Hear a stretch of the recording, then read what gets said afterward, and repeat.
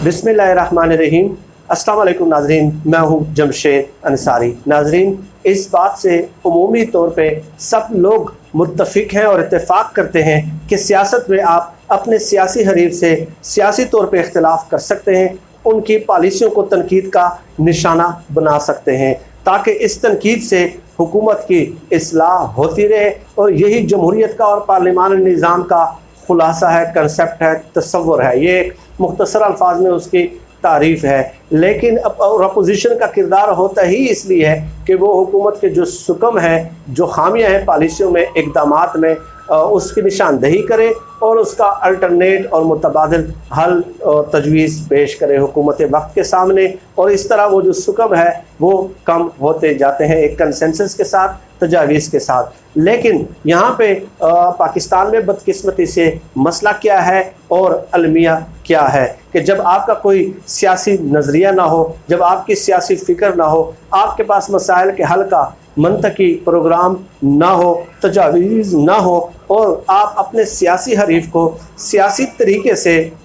जो है ना वो शिकस्त न दे सकते हो, तब आप मुख्तलिफ़ किस्म के ज़ाती इल्ज़ामात लगाते हैं और एक मजहबी बयानिया को प्रमोट करते हैं और मजहबी सियासत को जो है ना वो फ़रोग़ देते हैं। चुनांचे आप देख लें कि जब से इमरान खान साहब सियासत में आए हैं उस वक्त से मौलाना फजल रहमान साहब तो 1996 से लेके आज तक तसलसल के साथ उन्होंने एक ही बयानिया अपनाया हुआ है कि यहूदी एजेंट और यहूदियों का आलाकार और यहूदियों के लिए वो रास्ता हमवार कर रहे हैं और यहूदी मुल्क को यहूदी स्टेट बनाना चाह रहे हैं, यहूदियों की पॉलिसियों को प्रमोट करना चाह रहे हैं। ठीक है, चुनांचे मौलाना फजल रहमान साहब कल परसों 2-3 दिन पहले एक बार फिर तवील अरसे के बाद मंजर आम पे आते हैं और वही राग दोबारा से एलापना शुरू कर देते हैं कि अब हमारे जो है ना जो हमारे खदशात थे कि इमरान खान साहब यहूदियों के आलाकार हैं और कादियानियों को प्रमोट कर रहे हैं और कादियानियों के लिए वो रास्ता हमवार कर रहे हैं। एक बार फिर उन्होंने ये इयादा किया और ये आप लोगों को याद दिला दूं नाज़रीन कि 24 सालों से मुसलसल मौलाना फजल रहमान साहब जो है वो यही इस्तिआरा जो यहूदी एजेंट का है वो इस्तेमाल कर रहे हैं। चुनांचे मैंने सोचा कि आप लोगों की खिदमत में ये बात अर्ज़ कर दूं नाज़रीन कि मौलाना फजल रहमान साहब अपनी आदत से मजबूर हैं। वो सिर्फ इमरान खान के बारे में ही नहीं बल्कि उन हुकूमतों के बारे में भी वो यही नुक्ता नज़र रखते रहे हैं, ठीक है, जिनके साथ ये इत्तेहादी भी रहे हैं। लेकिन हमारा मीडिया जो है वो उन बयानात तक आपको रसाई नहीं देता और उस पर प्रोग्राम नहीं करता ताकि मौलाना फजल रहमान साहब की ये जो जिबिल्ली और फितरी तौर पे अपनी एक आदत है वो लोगों के सामने आश्कार हो सके। चुनांचे साल 2000 में मौलाना फजल रहमान साहब का एक बयान सुन लें, MMA मुत्तहिदा मजलिस अमल की बहाली से सेक्युलर कुव्वतों पे ज़लज़ला आ गया है, ये सन 2000 में। और फिर कहते हैं कि सियासत पे गैर मजहबी कुव्वतें काबिज़ हैं। अब मौलाना फजल रहमान साहब से कोई सवाल पूछे, जब इलेक्शन हो जाते हैं, जिनको ये सेक्युलर कुव्वतें कहते हैं, गैर मजहबी कुव्वतें कहते हैं, ठीक है, तो उसके बाद इन्हीं सेक्युलर और गैर मजहबी कुव्वतों से उनका सियासी इत्तेहाद भी हो जाता है और इनको मिनिस्ट्रियाँ भी मिल जाती हैं और 22 नंबर बंगला भी मिल जाता है। और वहाँ पे आप जो है ना आप देखते हैं कि किस कदर मराहत उन्हें मिलती रहती है। और ख़ुद वो और सिर्फ खुद वो ही नहीं, उन्हीं के जमात के जो अकरम खान दुरानी है वो गैर मजहबी कुव्वतों से वजारत भी हासिल करते हैं। इससे भी आगे चले नाज़रीन, 2008 के इलेक्शन से पहले उनका बयान सुन लीजिए। वो कहते हैं 2008 के इलेक्शन से पहले आने वाले इलेक्शन गुलामान मुस्तफ़ा और गुलामान अमेरिका के दरमियान एक मार्का है। यानी अपने आप को गुलामान मुस्तफ़ा कह दिया सल्लल्लाहु अलैहि वसल्लम और दूसरी तमाम दीगर पार्टियाँ जो है PMLN पीपल्स पार्टी और PTI वगैरह, उनको क्या कह दिया, गुलामान अमेरिका कह दिया। ठीक है, और फिर आगे लिखते हैं कि अब हम एक हो गए, अब हमें कोई नहीं रोक सकता, हमें आगे बढ़ने से कोई नहीं रोक सकता, इस्लामी निज़ाम का नफाज कोई नहीं रोक सकता। अच्छा, जब 2008 के इलेक्शन हो जाते हैं तो यही जो लोग जो गुलामान अमेरिका की गोद में जाके बैठ जाते हैं और एक बार फिर वजारत ले लेते हैं और फिर एक दफ़ा फिर सब शीर व शक्कर हो जाते हैं। गोया पूरे 5 साल गैर मजहबी कुव्वतों के साथ इक़्तिदार के मज़े लौटते हैं, लेकिन जब इलेक्शन करीब आते हैं तो उस वक्त वो गुलामान अमेरिका बन जाते हैं, गैर मजहबी बन जाते हैं, सेकुलर कुव्वतें बन जाते हैं और ये ख़ुद गुलामान मुस्तफ़ा बन जाते हैं। ठीक है, और एक बार फिर इस्लाम के दावे के नफाज के दावे करना शुरू कर देते हैं। आप नाज़रीन पूरे 5 साल मैं आप लोगों को चैलेंज करता हूँ, कोई भी उनका जो हामी है वो मुझे बता दे कि जब इलेक्शन हो जाए और उनको मिनिस्ट्री मिल जाए तो पूरे 5 साल उन्होंने ये नारा लगाया हो कि हम इस्लामी निज़ाम का नफाज चाहते हैं, और पूरे 5 साल वजारतों में रह के 1993 से लेके आज तक वो रहे इमरान खान साहब की हुकूमत के अलावा उन्होंने कभी ये नारा लगाया हो कि ठीक है कि ये गुलामान अमेरिका है, क्योंकि वो ख़ुद उनके साथ इत्तेहाद करके बैठ जाते हैं। और इससे आगे देखें नाज़रीन, 2013 के इलेक्शन पहले जमीयत उलमा इस्लाम के सरबराह यही जो खुद बजात खुद मौलाना फजल रहमान साहब ने फतवा दिया था कि इमरान खान साहब को वोट देना शरन हराम है, और साथ ही फतवा किस बात पे दिया था कि यकीन है कि इमरान खान यहूदी और अहमदी लाबी के एजेंट हैं। ठीक है, ये बात की है। और परसों उन्होंने कुछ और बातें भी की हैं कि जी महंगाई है और आवाम की कमर तोड़ दी है और इस किस्म। तो मौलाना फजल रहमान साहब को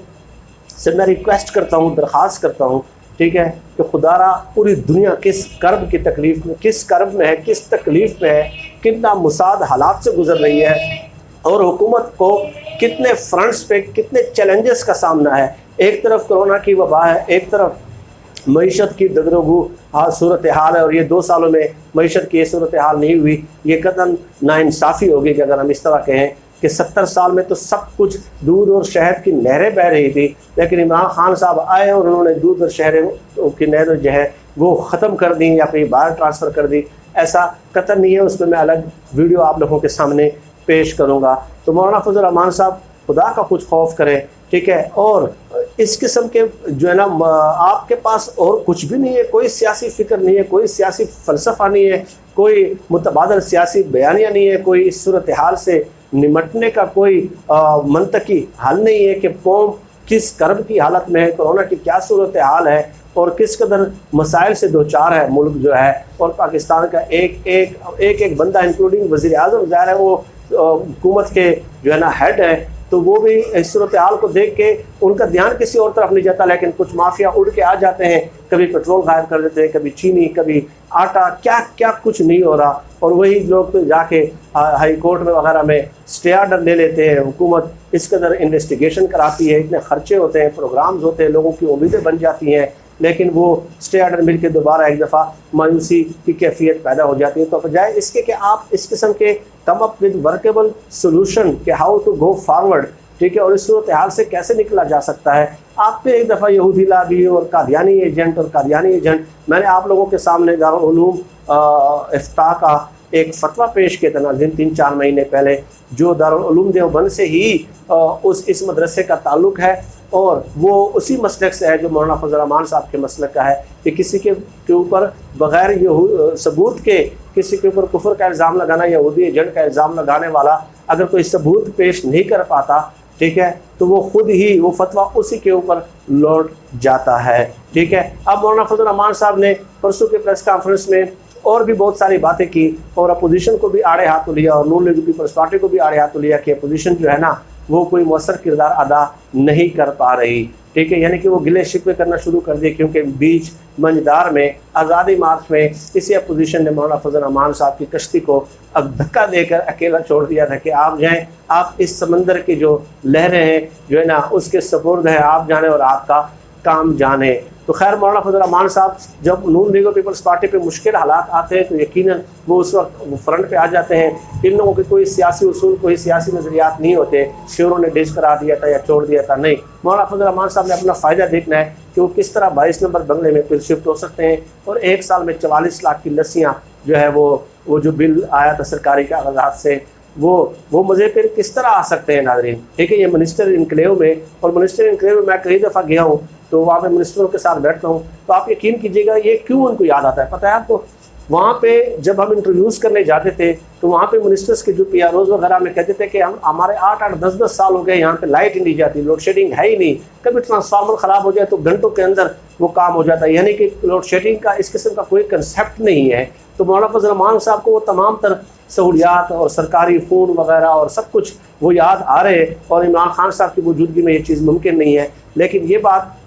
याद रहे नाज़रीन कि मौलाना फजल रहमान साहब, अब ज़माना बदल गया है और पाकिस्तानी अवाम का सियासी शऊर काफ़ी बेदार हो गया है। अब मज़हब की बुनियाद पर आप चंद तबकात को जो आपके मदारस में पढ़ते हैं, मेरे उनके लिए भी दुआ है, ठीक है, तो उस बुनियाद पे आप लोगों को गुमराह नहीं कर सकते, ना ही हम आपको करने देंगे। और कुछ नहीं तो मैंने आप लोगों को पहले ही बताया था कि अरविंद केजरीवाल की जो जीत हुई थी, ठीक है, दिल्ली में, वो तीसरी दफ़ा जीत रहे हैं और उन्होंने